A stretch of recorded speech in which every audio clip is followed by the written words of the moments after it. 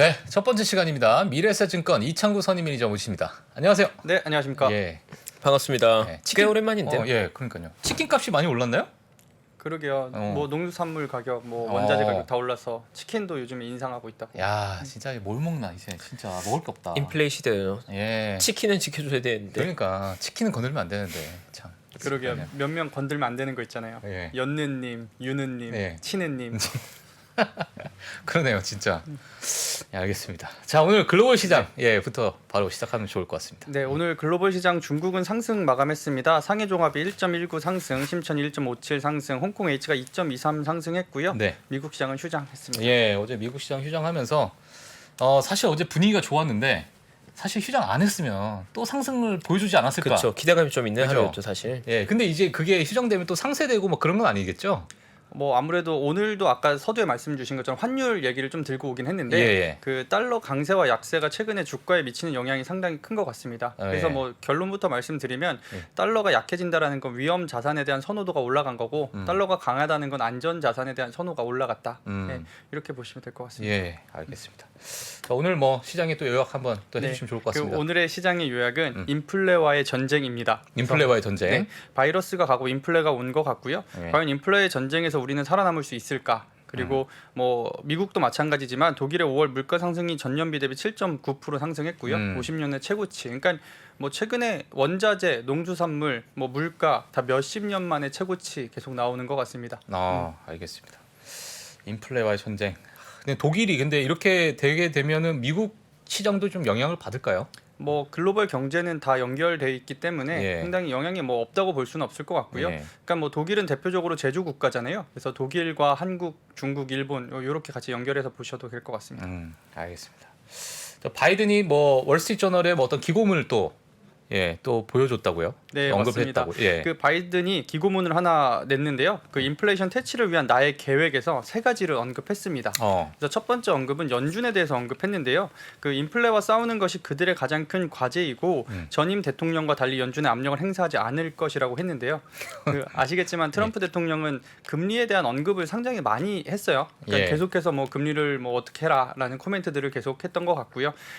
두 번째로 실질적인 조치로는 역사상 가장 큰 전략 비축류 방출을 주도하겠다. 네, 그러니까 지난번에도 한번 말씀을 드렸지만 미국의 그 전략 비축류가 계속해서 방출되고 있는 상황이고요. 네.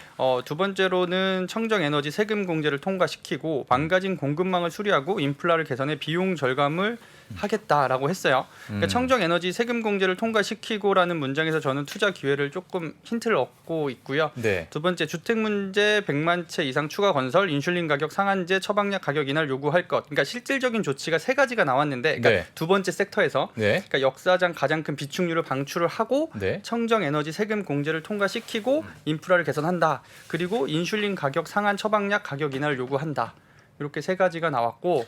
예. 예, 마지막으로는 기업이 더 이상 해외로 공장을 이전하지 못하도록 국제 조세 경쟁의 장을 평준화할 것. 그러니까 국가별로 다른 조세를 조금 평균화해서 더 이상 미국 기업들이 밖에서 이제 세금을 덜 내게 하는 그런 편법을 못 쓰게끔 하겠다. 뭐 이렇게 세 가지로 이렇게 볼 수 있을 것 같습니다. 알겠습니다.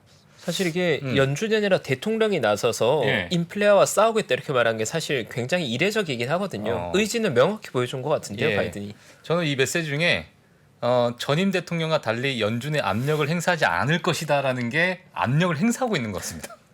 오히려 언급하면서 부담을 주는 거죠. 난 안 할 거야. 알아서 잘해라. 알아서 잘해라 이거잖아요. 그럴 수 있죠. 그러니까 이게 예. 사실 전방위적인 조치가 좀 필요한 상황인 것 같고요. 그러니까 예. 말씀 주신 대로 인플레랑 싸우겠다라고 말한 것부터가 이미 어느 정도 경각심을 주는 상황인 것 같고 그 연준의 압력을 행사하든 안 하든 모르겠습니다. 금리를 올린다고 해서 이 물가가 과연 손쉽게 잡힐 수 있는 상황인지. 예. 그러니까 오히려 물가가 너무 올라가면 금융 비용에 대한 부담도 올라갈 것 같거든요. 예. 그러면은 조금 안 좋은 이 연결고리가 또 탄생할 수도 있을 것 같고 네, 그래서 네. 잘 지켜봐야 될 것 같은데 일단 대통령이 언급했다. 예. 근데 뭐 지금 중국도 마찬가지로 이커창 총리가 뭐 33가지 그런 경기 부양책을 엄청 쏟아냈잖아요. 또 이제 뭐 바이든도 이제 뭐 그런 쪽으로 가다 보니까 전체적으로 좀 좋은 분위기가 아닌가. 이런 생각이 좀 드네요. 예. 그러니까 기업의 투자, 정부 지출, 가계 소비 이 세 가지가 경제를 아우르는 세 가지 축이잖아요. 근데 이제 거기서 우리가 정부에서 어느 섹터에 돈을 집행하려고 하는지 그 정부 지출에서도 투자 아이디어를 도출하는 그러니까 기업이 투자를 한다고 하면은 예. 이제 B2B나 이런 쪽으로 많이 움직이잖아요. 근데 예. 정부의 지출에 있어서도 섹터별로 조금 다르거든요. 그래서 뭐 한국에서도 마찬가지로 정권이 바뀌고 과연 이번 정부는 어느 섹터에 가장 관심이 많은지도 저의 포인트긴 한데 네. 미국 역시도 그 점을 한번 보시면 될 것 같고 이번 기고문에도 투자 아이디어를 만들어 볼 수 있는 힌트들을 한 2가지 정도 있었던 것 같습니다. 그러니까 네, 청정 에너지 같은 경우에 이제 세금 공제를 좀 통과시키고, 예, 이게 이제 사실은 어떻게 보면은 친환경 에너지 쪽으로 저희가 투자를 조금 끌어올 수 있는 또 하나 요인이 되지 않을까요? 그럴 수 있겠죠. 왜냐하면 지금 환경이 이제 뒤에 이어서 말씀드릴 게 WTI와 유가였는데 유가가 계속해서 100불 위에서 있다라는 거는 예. 과거에 이제 우리가 친환경이라고 하면 경제성이 없다. 그러니까 너무 비용이 많이 든다였는데 예. 유가가 워낙 저유가하는 환경에서 그런 얘기들이 나왔거든요. 근데 유가가 올라갔다라는 건 충분히 이제 대체제의 가능성이 있지 않을까? 왜냐하면 이 친환경 역시도 점점 더 규모의 경제를 달성하려고 노력을 할 거기 때문에 그런 부분들 오히려 유가가 올라갈수록 이 다른 국가에서는 물론 아직 비중이 정말 작아요. 아시겠지만은 이 전체적인 석유, 화석 연료를 대체할 때까지는 아직 기간이 필요하겠지만 네. 방향이 중요한 게 또 투자 시장이니까 예, 그 점을 한번 잘 살펴보시면 좋을 것 같습니다. 알겠습니다. 일단 유가가 좀 상승을 했어요. 다시 또 전고점을 돌파하려고 합니다 지금. 네, 맞습니다. 예. 그 5월에만 13% 상승했습니다. 아. 네, 그러니까 이번 달에 상당히 큰 폭의 상승을 했고 예. 또 이제 어제도 이슈가 있었죠. 러시아가 루브라 결제를 거부한 네덜란드 업체에 가스 공급을 중단하겠다고 했고 이제 YTD 기준으로 57% 정도 상승하고 있거든요. 그러니까 러시아 문제도 있지만 기존 정유 업체들이 증산이 거의 없을 것 같다라는 게 가장 이 유가 상승을 지탱하는 요인인 것 같아요. 그러니까 코로나 때 마이너스 유가까지 봤는데 과연 정유 업체들이 쉽게 증산을 하려고 할지 요 부분도 중요할 것 같습니다. 예, 어제 저희 장희성 지점장님이 나오셔가지고 이제 6월 달은 빈쌀만이 이제 많이 나올 것이다. 예, 빈쌀만이 나와서 바이든 정부 만나서 뭐 증산에 대한 얘기를 좀 할 것이다. 뭐 이런 얘기를 뭐 잠깐 했는데 그렇죠. 이게 또 뭐 좀 유가에 어떤 뭐 호재로 좀 작용할 수 있을까? 어떻게 보십니까? 그러니까 결국에 유가는 뭐 공급단에서 많은 가격의 결정이 있긴 하겠는데, 예. 그러니까 가장 중요한 거는 추세를 타고 있다라는 거죠. 그러니까 100불 위에 있는 그러니까 가격도 중요한데 그 기간이 중요하거든요. 그러니까 현재 우리가 생각한 거 이상으로 계속해서 이 고유가를 유지하고 있고. 방향조차도 좀 전에 박 선생님 말씀하신 것처럼 정고점을 돌파하려고 하고 있기 때문에 그들이 나누는 코멘트들이 과연 이 유가를 얼마나 잠재울 수 있을지 그것도 관심 포인트 중에 하나겠죠. 예, 알겠습니다. 저희가 또 그 다음에 좀 이슈를 할 만한 게 뭐가 있을까요? 네, 이번에 잠시만요. 소고기 예. 한번 볼까요? 네, 소고기. 네. 소고기 한번. 네, 예. 미국 소고기 가격도 사상 최고치를 경신을 전망하고 있습니다. 그러니까 예. 에너지, 곡물 그리고 고기 가격도 오르고 있는데요. 그 일본에서 최근에 재밌는 이슈가 하나 있어서 이제 가져와 봤는데 예. 버거킹에서 감자튀김 가격이 올라서 그러니까 감자 가격이 너무 올라서 예. 이 감자튀김을 대신해서 햄버거 세트에서 같이 줄 사이드 메뉴를 온라인으로 고객들한테 아이디어를 공부를 했어요. 예. 근데 그 중에 베스트 댓글 중에 하나가 예. 엔비디아 GPU 세트. 엔비디아 GPU 세트. 네. 예. 그러니까 감자 가격이 너무 오르니까 햄버거랑 GPU를 준다. 그러니까 물론 농담이긴 하겠지만, 예. 그러니까 어느 정도 지금 시대 상황을 반영해주는 댓글이었던 것 같아요. 그래서 그런 댓글도 있었고, 예. 감자튀김뿐 아니라 지금 말씀드린 것처럼 소고기 가격이 사상 최고치로 간다면 햄버거에서 패티 사이즈도 커피 사이즈 고르듯이 고르는 세상이 올 수도 있지 않을까? 진짜 햄버거는 건들면 안 되지. 아 정말 이거 패티는 건들면 안 되는데. 네, 치킨에 이어서 그러니까 막 지금 최근에 뭐 더블 패티도 많았는데 이런 거 다 하나로 바뀌고 예. 패티도 스몰 패티, 뭐 큰 패티, 그란데 패티, 뭐 이거는 진짜 아닌 것 같다. 인플레이션 시대네요. 예, 진짜. 이건 진짜 아닌 것 같아. 예. 먹을 게 없어지는데, 진짜 이건 일단 알겠습니다. 뭐 제가 할 수 있는 게 없으니까 이거는. 예, 또 미국 상원의원이 바이든의 뭐 대중 관세 유지 촉구를 서한했다, 뭐 이렇게 했는데 어떤 내용일까요? 네, 정말 이것도 물가랑 관련이 있다고 보고 있고요. 그러니까 앞에서 말씀드린 기고문에 이어서 이 바이든 계속해서 대중 관세를 없애거나 줄이려고 노력을 하고 있네. 예. 저는 이 배경에는 물가를 잡기 위해서라고 생각하거든요. 그러니까 안 그래도 중국에서 공급망 문제도 있었는데 관세까지 있다 보니까 미국 소비자들이 느끼기에는 이제 공급망 플러스 관세까지도 이제 느끼게 되는 거죠. 그래서 물가를 잡기 위한 조치라고 보이는데 상원 의원들은 요 관세 없애면 안 된다. 예, 이렇게 좀 반대 서한을 올린 거고요. 그리고 이제 민주당 6명, 공화당 3명이 이렇게 올렸어요. 그래서 바이든은 민주당인데 민주당 쪽 상원 의원들이 먼저 이렇게 그러니까 먼저 제안을 했다, 촉구 서한을 보냈다라는 거는 어느 정도 물가를 잡을 거냐, 아니면은 미중 경쟁에 있어서 어느 정도 이어갈 것이냐.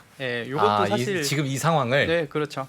근데 어떤 게 좀 뭐 어떻게 되실 것 같아요? 그러니까 예. 사실 이 중국이 세계 시장에서 공장 역할을 한 지 꽤 오래됐잖아요. 예. 그때 이제 중국의 경제 능력은 상당히 많이 자랐고 그럼 결국에는 이들과 경쟁을 하거나 이들의 힘을 빼기 위해서는 대체제가 필요한 거잖아요. 그래서 제가 그 대체 후보들을 좀 계속해서 고민을 하곤 있어요. 네. 뭐 저만뿐만 아니라 많은 투자자들이 이 중국을 과연 미국이 대체제를 찾을 수 있을 것인가를 고민하시긴 하겠지만 예. 후보 1번은 원래 인도나 인도네시아를 생각해봤었거든요. 근데 인도가 최근에 미국 말 잘 안 듣잖아요.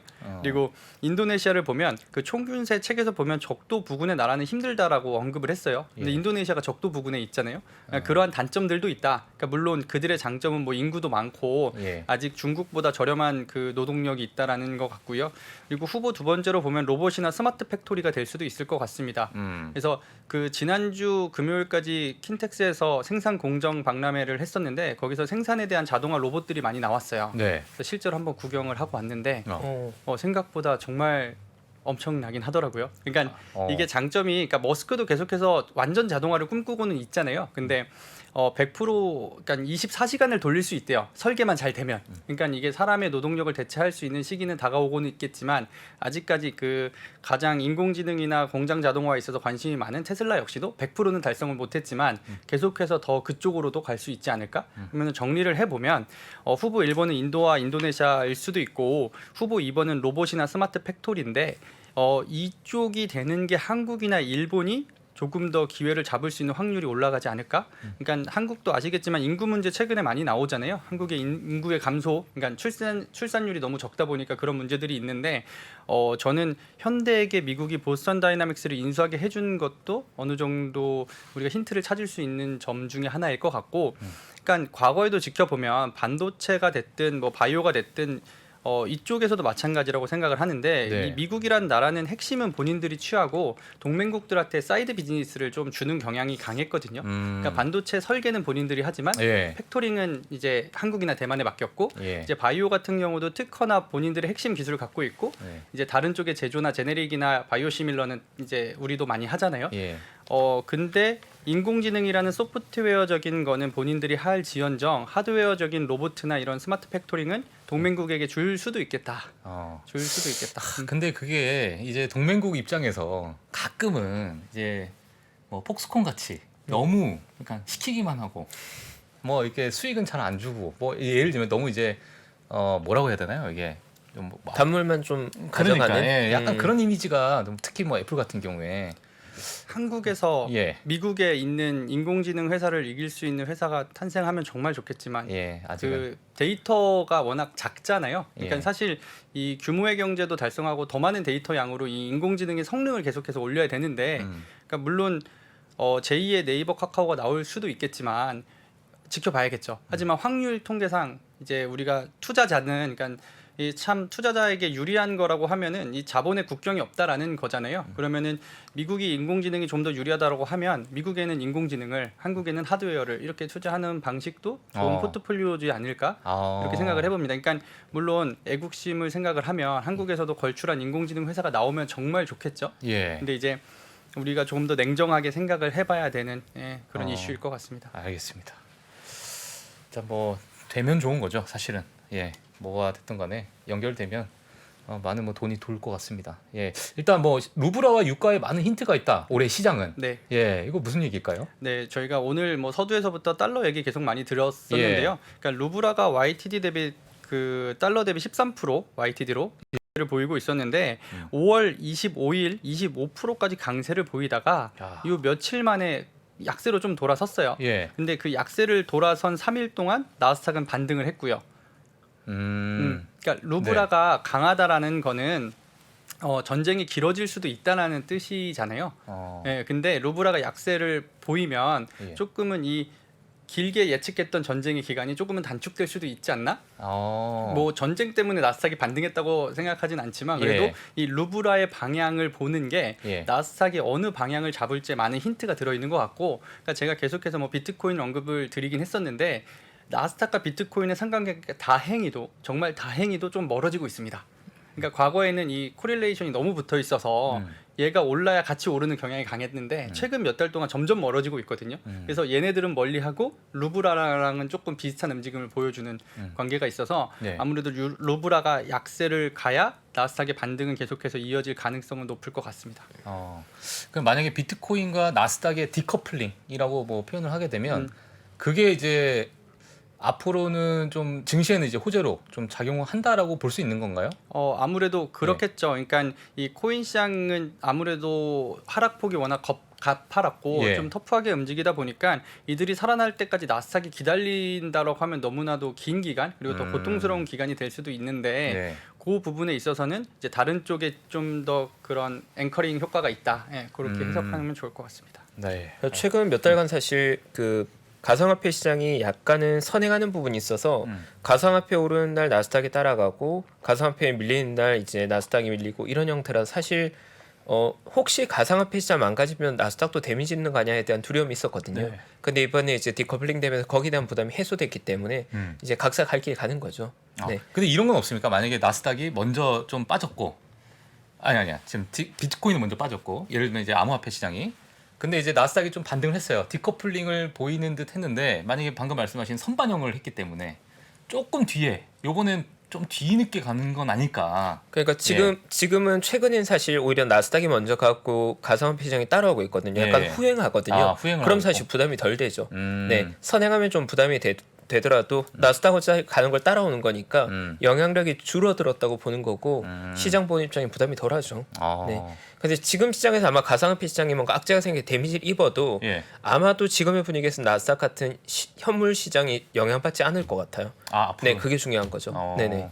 그러니까 나스닥도 나스닥이지만 사실 이 비트코인 시장이랑 가장 주가가 밀접하게 상관관계가 있던 게 엔비디아잖아요. 그러다 그렇죠. 보니까 더 밀접하게 붙어 있었던 것 같고 그런 부분들을 조금 띄어내기 시작하는 것 같아요. 그러니까 물론 이들의 규모가 쪼그라든 것도 있긴 하겠지만 네. 어느 정도 사람들의 관심도가 멀어지고 나스닥이 좀 털고 간다 약간 이런 느낌도 네. 있는 것 같습니다.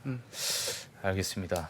일단은 제가 사실 예전에 이창구 선임 매니저 나오면은 이제 암호화폐 시장이 하나의 큰 지표로 사용을 하셨는데 그럼 이제 앞으로는 이제 큰 지표로는 좀 떨어져서 봐야 된다. 이렇게 아무래도 최근에 환에 대한 관심이 상당히 높으신 것 같은데, 예. 그러니까 그 달러가 최근에 약세로 돌아서 나스닥도 반등을 했지만 예. 원달러 환율도 상당히 가파르게 움직이고 있잖아요. 예. 그래서 오늘도 보시면 외국인들 매수 1조가 넘었거든요. 그러니까 원달러가 확실히 내려와야만 외국인들은 한국 증시를 사는 것 같고, 그러니까 환이 아무래도 증시를 선행한 지표라는 거는 상당히 오랜 기간 유지됐던 지표긴 하거든요. 환율이 더 주가보다 빨리 움직인다. 그래서 예. 앞으로도 이 환에 대한 관심도를 높이는 게 더 예. 이제 지수를 조금 예측하거나 예측하는 예상하는 데 도움이 많이 되시지 않을까. 제가 오늘 뉴스 잘 갖고 나왔네. 네, 아까 되게 좋은 거 갖고 나왔다고 막 칭찬도 해주시고 하는 것 같아서. 나이스 픽입니다. 아유 고맙습니다. 예.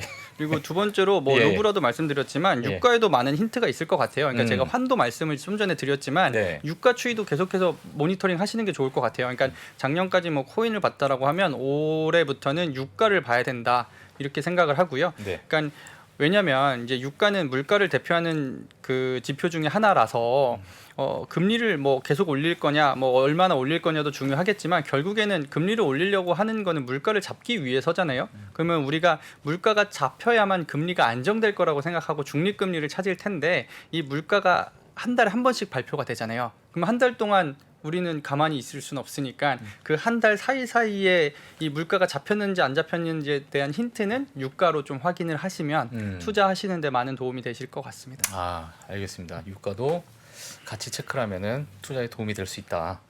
그래서 오늘 뭐 이제 이번 주 이제 증시가 이제 오늘부터 어제 이제 휴장이었으니까 시작할 텐데 이번 주 한번 어떻게 보시나요?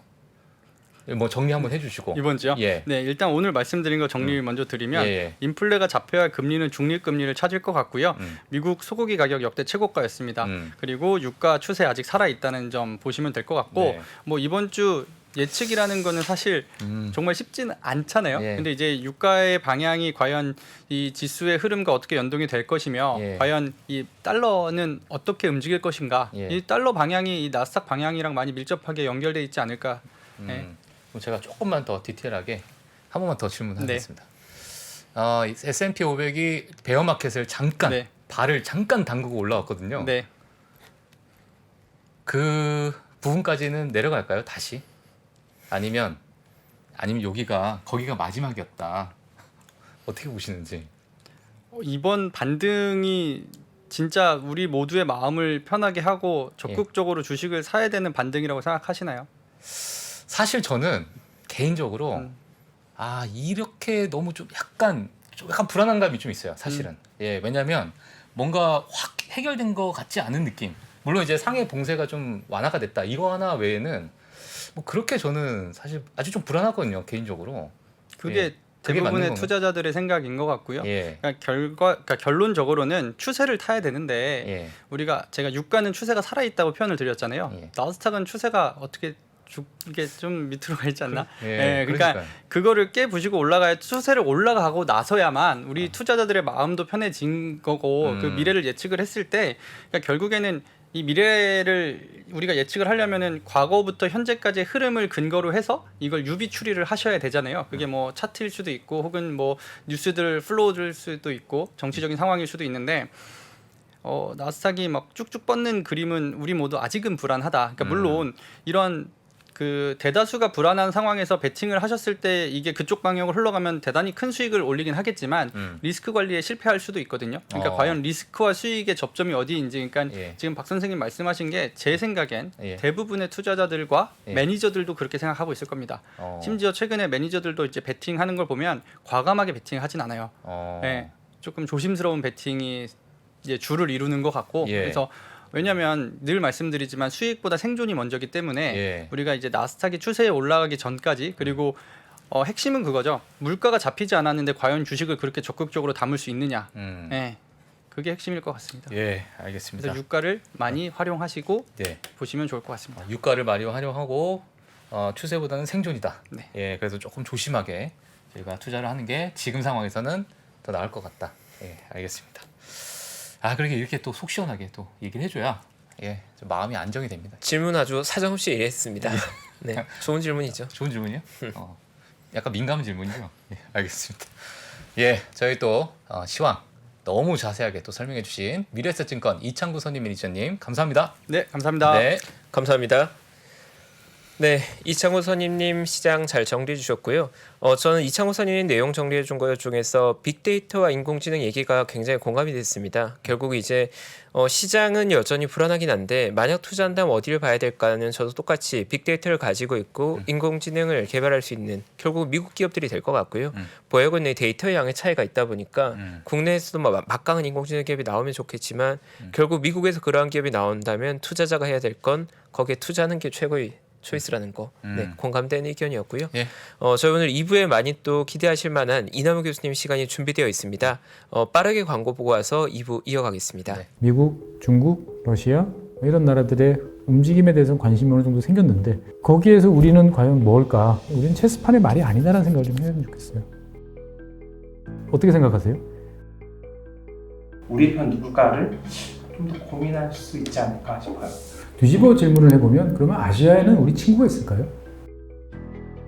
제가 지구본 연구소 진행하면서 사실은 되게 마음에 걸리는 이만한 짐이 하나 있어요. 우리 옆에 있는 동남아를 내가 모른다. 우리가 처해 있는 아시아라는 지역을 자꾸 방관하고 유럽이나 미국의 어떤 시각에 맞춰가지고 그런 이제 개별적인 지식 이런 것들이 묶여가지고 큰 흐름들을 만들어내는 이야기, 그런 경험.